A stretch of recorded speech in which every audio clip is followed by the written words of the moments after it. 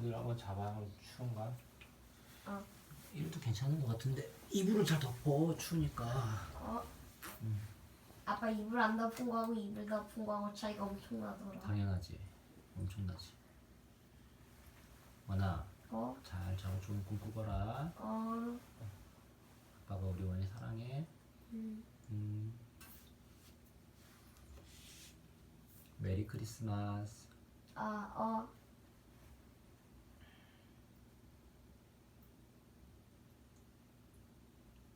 마법의 우체통. 미키에게 보내는 편지. 휴, 어떡하지?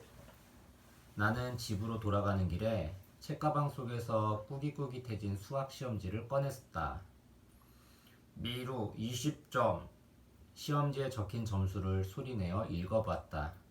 하지만 그렇게 들여다본다고 20점이 80점이 될 리 없었다. 시험지를 받아든 엄마 머리에 도깨비 뿌리 솟은 모습이 눈앞에 그려진다. 불호령이 떨어지면 큰일이다. 엄마 잔소리가 길어지면 히로랑 놀기로 한 약속에 늦을지도 몰라. 그런데 시험지는 어쩌지? 아무리 잘 숨겨놓아도 엄마는 반드시 찾아내고 말 텐데. 어디 버릴 데 없나? 나는 주위를 두리번 살펴봤다. 저게 뭐지? 피자 가게 옆에 줄무늬가 그려진 상자가 보였다. 자동 판매기 치고는 좀 작네. 상자에는 직사각형 모양의 구멍이 나 있었다. 쭈뼛쭈뼛 안을 들여다봤는데 컴컴해서 아무것도 보이지 않았다.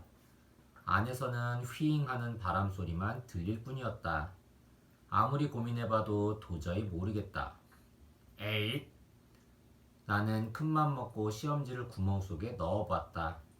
그러자 요상한 상자는 덜커덩덜커덩 흔들리기 시작하더니 눈부신 빛으로 둘러싸였다. 바다닥 바다닥 바라락.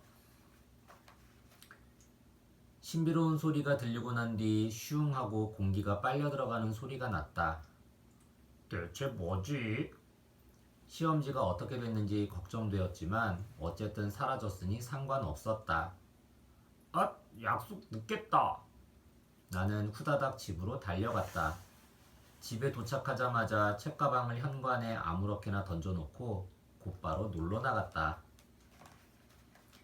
히로랑 신나게 놀다가 집에 돌아왔더니 엄마가 거실에서 무서운 얼굴로 무언가를 노려보고 있었다. 미루, 이게 뭐니? 엄마가 코앞에다 시험지를 들이밀었다. 오늘 받은 수학 시험지였다. 아니, 그걸 어떻게 엄마가 가지고 있어? 지금 그게 중요하니? 이렇게 형편없는 점수를 받고 나가 놀 마음이 들어? 비상사태다. 난 거실 문을 향해 냅다 뛰어갔다. 엄마가 나보다 더 빨리 달려와서 쾅 하고 문을 닫았다. 다음날 집에 돌아오는 길에 나는 수수께끼 상자 앞에 다가갔다. 어제 내가 엄마한테 얼마나 혼난 줄 알아?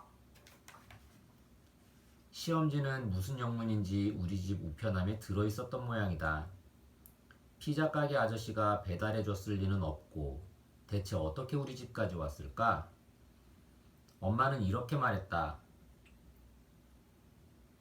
미루, 네가 길에다 흘린 걸 근처에 사는 누군가가 주워서 가져다 줬겠지. 어휴, 창피해 죽겠어. 하지만 그럴 리가 없다. 왜냐하면 난 이 상자 안에 넣었으니까. 되게 이상하네. 팔짱을 끼고 상자를 노려봤다. 뚜껑이 없으니까 쓰레기통도 아니고 뭔가 튀어나오는 깜짝 상자도 아닌 것 같고. 이런 모양을 어디서 본 적이 있는데. 그래, 맞다. 우체통이야. 아니, 잠깐. 우체통인데 줄무늬가 있는 건 이상하지 않나? 아! 자세히 살펴보니 아래쪽에 자그마한 글씨로 어디든이라고 쓰여 있었다. 우체통에 원래 이런 게 쓰여 있나? 앞만 봐도 역시 우체통이긴 하다. 틀림없다. 세상의 모든 우체통이 빨간색은 아니라고 선생님이 말했던 게 생각났다. 우리 집에 그 시험지가 왔다는 건 그래, 역시 우체통이야. 진짜 대단하다. 주소를 쓰지 않아도 우표를 붙이지 않아도 도착하는 마법의 우체통이 나타났다. 누구에게 편지를 써볼까? 저 우체통이 마법의 우체통이라면 편지를 넣으면 어디든 간다는 뜻이다. 내 형편없는 시험지도 가져다 줬으니까 말이다. 난 누군가에게 제대로 된 편지를 보내기로 했다. 언제나 함께 노는 히로는 날마다 학교에서 만나니까 편지를 보낼 필요가 없다. 할아버지한테 보내볼까? 그치만 뭐라고 써야 할지 모르겠다.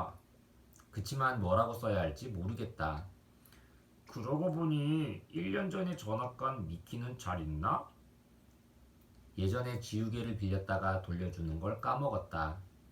내 책상 서랍 안에는 지금도 미키한테 빌린 지우개가 그대로 있다. 그래, 미키한테 보내자. 나는 얼른 나가서 엄마한테 편지지를 달라고 재촉했다. 그러고는 지우개 이야기를 썼다. 요새 친구들 사이에서 유행하는 알까기 게임에 대해서도 썼다. 편지를 봉투에 넣어서 풀칠을 한 뒤 봉투 겉면에 미키라고 이름만 썼다. 어디로 이사했는지 몰라서 주소를 쓸 수가 없었다.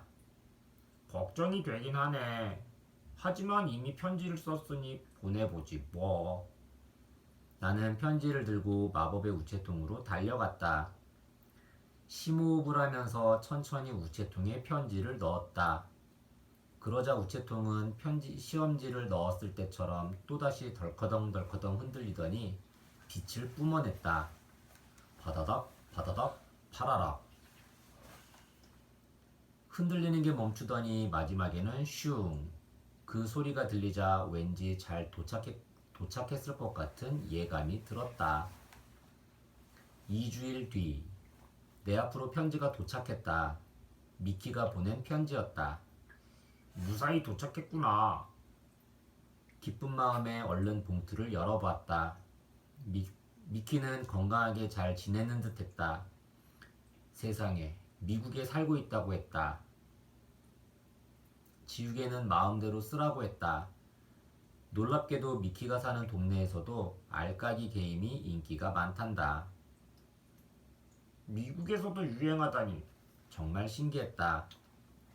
엄마, 엄청 신기한 우체통이 있어. 주소를 안 써도 우표를 안 붙여도 편지가 그 사람한테 가. 얘가 무슨 이상한 소리를 하고 있어. 엄마는 그렇게 말하고는 다시 설거지를 하기 시작했다. 진짜 마법의 우체통인데 왜 안 믿는 거지? 기린에게 보내는 편지. 이상기후로 조만간 아프리카에 한파가 닥칠 것으로 예상됩니다. 뉴스에서 아나운서가 말했다. 추위에 익숙하지 않은 동물들은 어떡하지? 내가 가장 좋아하는 기린은 어떻게 될까? 가만히 있지 말고 뭐라도 해야 해. 나는 곧바로 기린에게 편지를 썼다. 마법의 우체통은 기린에게도 편지를 전해줄 테니까. 일주일 뒤 뉴스에서 아프리카 소식이 나왔다. 예보대로 한파가 온 모양이었다. 큰일입니다. 예상했던 것보다 훨씬 매서운 추위입니다. 텔레비전 화면에서 리포터가 하얀 입김을 토해내며 외쳤다. 그때 리포터 뒤로 기린떼가 보였다. 놀라운 일입니다. 보십시오. 기린들이 떼를 지어 이동하고 있습니다.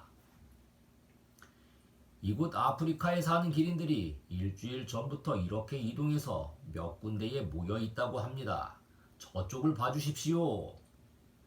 수많은 기린들이 서로 몸을 비비면서 체온을 높이고 있습니다. 내가 기린에게 보낸 편지가 무사히 도착했나 보다. 기린들에게 도움돼서 정말 다행이다. 힘내 기린들아! 나는 텔레비전을 향해 외쳤다. 귀신에게 보내는 편지. 다음 날 학교에서 학급 회의를 했다. 선생님이 학교 축제에서 무엇을 할지 논의해보라고 했다. 1년에 한 번 열리는 축제 때면 학교 전체가 들썩인다. 우리 반에서는 귀신의 집을 하기로 했다. 귀신 역할은 남자 아이들에게 인기 최고다. 물론 나도 귀신 역할을 하기로 했다. 사람들을 놀라게 해도 혼나지 않잖아. 히로도 신이 났다. 나도 진짜 귀신처럼 꾸며서 사람들을 놀라게 만들고 싶다. 이불을 뒤집어 쓰는 건 어떨까? 양팔을 앞으로 뻗고 손을 축 늘어뜨리는 건? 그러자 옆자리에 앉은 에리가 고개를 저었다. 하나도 안 무섭거든. 나는 집에 돌아와서 이것저것 생각해 보았다. 그런데 딱 이거다 싶은 아이디어가 떠오르지 않았다. 어떻게 하면 좋을까? 한참을 궁리해 봤다. 그러다가 기가 막힌 생각이 떠올랐다. 그래! 진짜 귀신한테 직접 물어보면 되잖아. 나는 마법의 우체통을 알고 있으니까. 나는 얼른 귀신에게 편지를 썼다. 마법의 우체통이라면 귀신한테도 편지를 전해주겠지. 잠깐, 진짜 귀신이 나타나면 엄청 무서울 거다. 그냥 관둘까?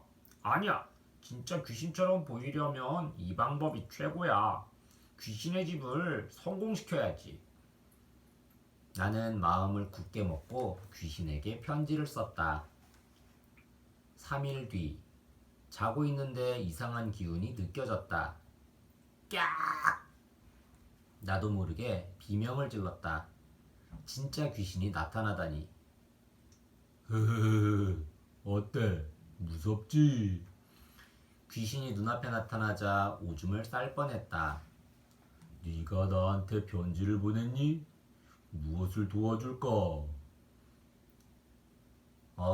생각했던 것보다 친절하다. 아, 네. 이번에 학교 축제 때 귀신의 집을 하는데 어떻게 하면 무서운 귀신이 될 수 있을지 배우고 싶어서요. 귀신은 씩 미소를 짓더니 여러 가지 비법을 가르쳐 주었다. 입이 쫙 찢어진 것처럼 분장을 하는 건 어때? 다짜고짜 상대편 눈을 쳐다보고는 눈을 떼지 않는 거야. 그러다가 갑자기 소리를 내는 것도 괜찮을걸? 이를테면 전화벨 소리라든가 비명 소리라든가. 그리고 또 오호, 역시 진짜 귀신은 뭐가 달라도 다르네. 귀신에게 편지 쓰길 잘했다. 그런데 귀신이 나한테 물었다. 어디든 보내주는 마법의 우체통에서 편지를 보낸 거지? 그 우체통 어디에 있어? 편지를 보내려고요? 내가 아기 귀신일 때에는 사람들을 무섭게 만드는 법을 하나도 몰랐어. 그때 연습 상대가 되어준 사람이 있어. 그 사람에게 편지를 보내고 싶어. 고맙다는 인사를 하고 싶거든. 귀신이 먼 곳을 바라보며 말했다. 귀신이면 날아가서 만나면 되지 않아요? 어른 귀신이 되고 나면 어릴 때 알던 사람을 만나면 안 돼. 그게 귀신 세계의 규칙이거든. 그렇구나. 근데 귀신 아저씨 의외로 착하네요. 나는 귀신 배를 집게손가락으로 쿡쿡 찔렀다. 내가 착하다고? 그럴 리가. 봐, 얼마나 무서운지. 이제 와서 무섭게 굴어봐야 너무 늦었다고요. 나는 손으로 입을 가리고 귀신에게 속삭였다. 우체통은 학교 근처 피자 가게 옆에 있어요. 줄무늬가 그려져 있어요. 고마워. 귀신의 집은 대성공이었다. 내가 분장한 귀신이 진짜 무서웠다면서 다들 칭찬했다. 니루야, 진짜 대단해. 엄청 무서웠어. 난 운운해도 봤어. 누가 가르쳐 주기라도 한 거야?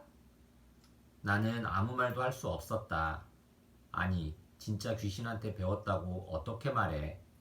그러고 보니 그 귀신 아저씨는 편지를 잘 보냈을까? 할머니에게 보내는 편지. 난 지금 편지를 쓸까 말까 고민 중이다.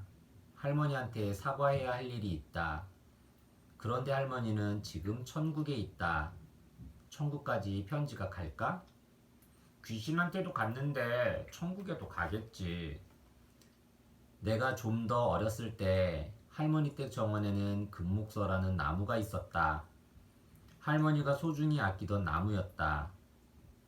가을이면 자그마한 주황빛 꽃이 가득 달렸다. 그 주위는 향긋한 냄새로 뒤덮였다. 그런데 어느 날 내가 금목서 가지를 부러뜨리고 말았다. 정원에서 축구를 하다가 내가 찬 공이 나뭇가지를 맞춰 뚝 부러진 것이다. 사실대로 말하고 죄송하다고 했어야 했다. 그런데 혼날까봐 무서워서 할머니 댁에서 키우는 개 곤타가 그랬다고 거짓말을 해버렸다. 할머니는 어쩔 수 없지 라면서 웃었지만 아마 알고 있었을 것 같다.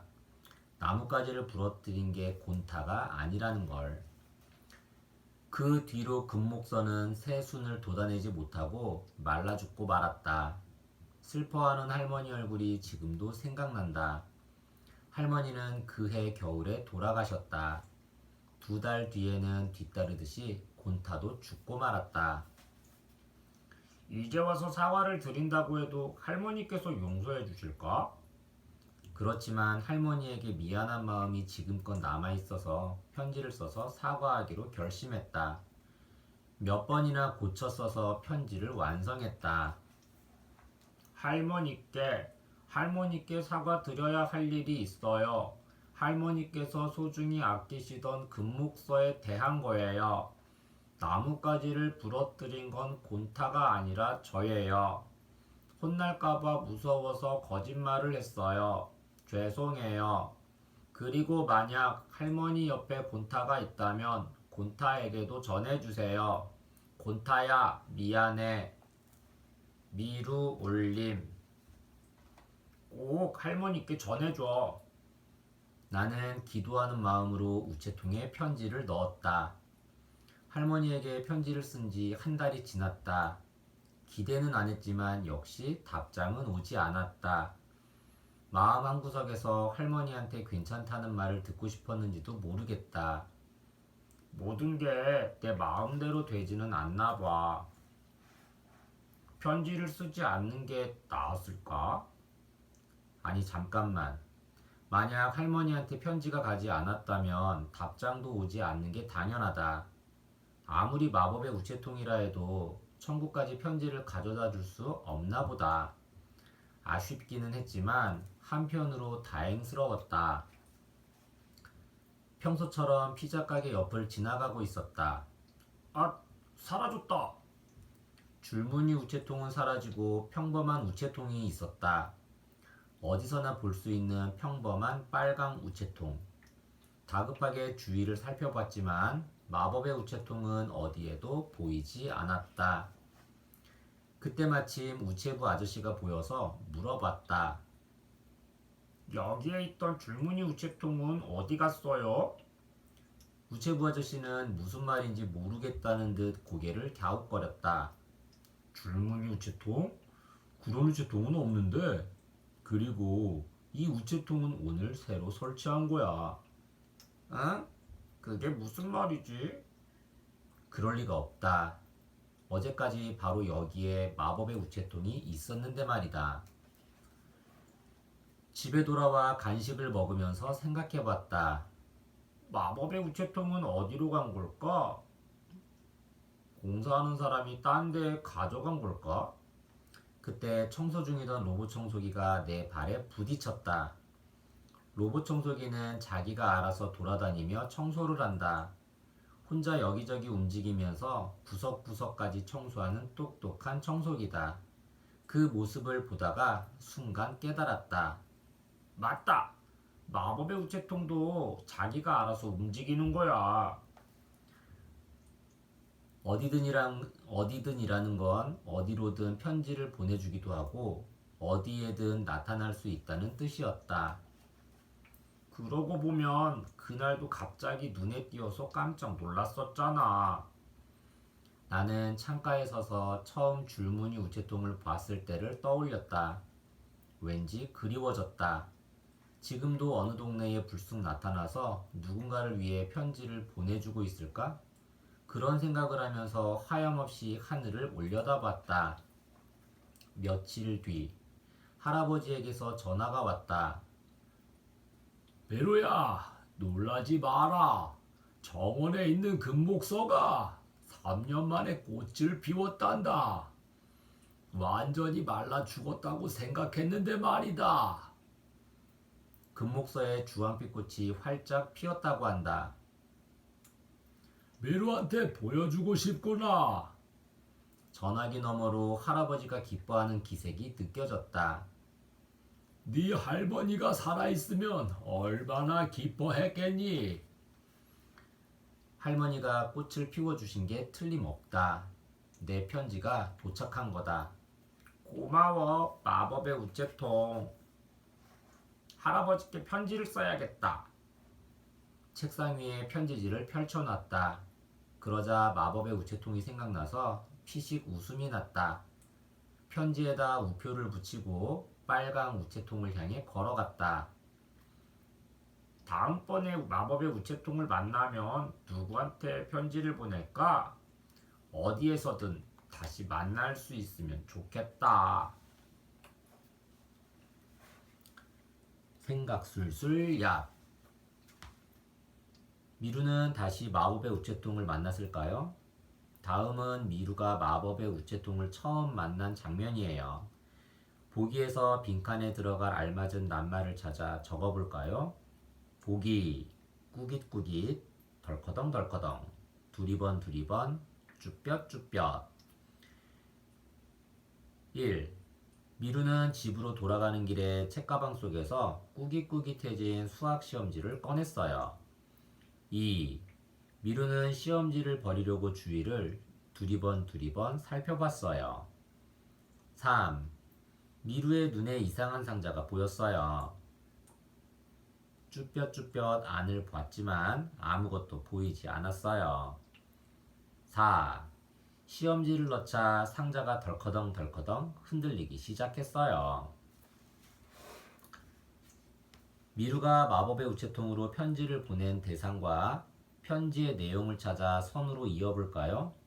보기에서 빈칸에 들어갈 알맞은 낱말도 찾아 적어보세요. 보기, 귀신, 금목서, 지우개, 한파, 미키에게. 예전에 빌린 지우개를 돌려주는 걸 까먹어서 미안해. 기린에게. 이상기후로 조만간 아프리카에 한파가 닥칠 거래. 귀신에게. 어떻게 하면 무서운 귀신이 될 수 있어요? 할머니에게. 할머니가 아끼던 금목서 가지는 제가 부러뜨렸어요. 죄송해요. 어휘술술 얍. 마법의 우체통에 나온 문장이에요. 밑줄 친 낱말을 넣어 새로운 문장을 만들어 볼까요? 1. 그게 지금 중요하니? 이렇게 형편없는 점수를 받고 나가 놀 마음이 들어? 형편없다. 결과나 상태가 매우 좋지 않아서 실망스러운 것을 말해요. 예시. 우리 학교 앞 떡볶이집은 맛이 정말 형편없어요. 2. 그 모습을 보다가 순간 깨달았다. 맞다. 마법의 우체통도 자기가 알아서 움직이는 거야. 깨닫다. 모르고 있다가 느끼거나 알게 되었다는 뜻이에요. 예시. 내 잘못을 깨닫고 나니까 엄마한테 미안해졌어요.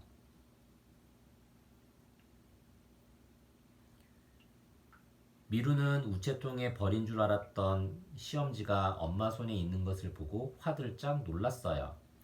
이런 상황에 알맞은 속담과 한자어를 알아볼까요? 속담. 빈칸에 들어갈 낱말을 보기에서 골라보세요. 보기. 말, 손, 일, 입. 입이 10개라도 할 말이 없다. 사람의 입은 하나지만 설령 입이 10개나 있어도 할 말이 없다는 뜻이에요. 잘못이 분명하게 드러나서 변명하거나 해명할 수 없을 때 쓰는 말이에요. 미루는 엄마에게 혼나기 싫어서 이상한 상자에 시험지를 버리고 신나게 놀다 들어왔어요. 그런데 그 시험지가 엄마 손에 들려 있으니 입이 10개라도 할 말이 없지 않겠어요? 한자어. 아래 초성을 보고 설명에 맞는 한자어를 적어보세요. 비상사태. 큰일이 벌어진 위급한 상황을 이르는 말. 안일비, 항상상, 일사, 모습태. 평소와 같지 않은 큰일이 닥쳤을 때를 가리키는 말이에요. 특히 전쟁이나 자연재해와 같은 아주 큰일이 있을 때 흔히 비상사태라고 하지요. 아마 20점 맞은 시험지를 들고 무시무시한 얼굴로 노려보는 엄마 앞에선 미루의 마음도 비상사태와 같았을 거예요.